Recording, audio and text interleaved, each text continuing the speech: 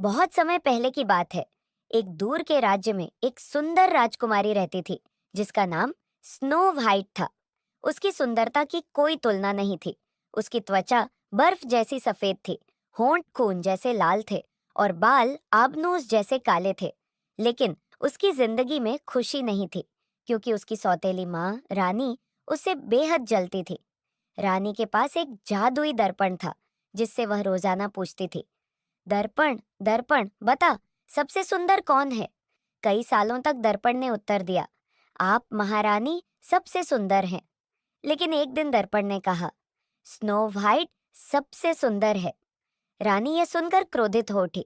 उसकी नफरत को और बढ़ा दिया और उसने एक शिकारी को बुलाया।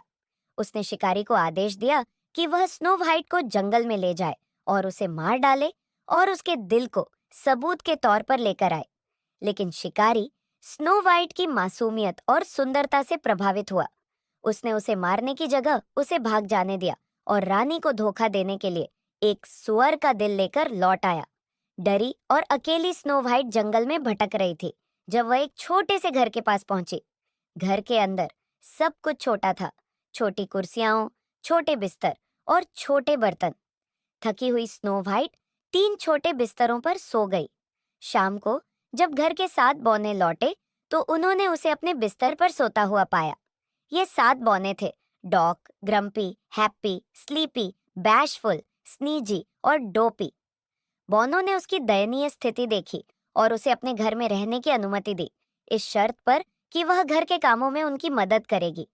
इस बीच रानी ने दर्पण से फिर से पूछा और पता चला कि स्नो वाइट अभी भी जीवित है। गुस्से से भरी रानी ने उसे खुद मारने की योजना बनाई। उसने खुद को एक बूढ़ी विक्रेता महिला के रूप में बदल लिया और जहरीला सेब तैयार किया। वह स्नो वाइट के घर गई और उसे वह सेब पेश किया। मासूम स्नो वाइट ने बिना कुछ सोचे समझे सेब का एक टुकड़ा खा लिया और तुरंत गहरी नींद में सो गई। बोनो ने जब उसे इस हालत में पाया तो वे दिल से दुखी हो गए। उन्होंने उसे एक कांच के ताबूत में रखा और उसे जंगल में छोड़ दिया, क्योंकि वे उसकी सुंदरता को दफनाने का साहस नहीं जुटा पाए।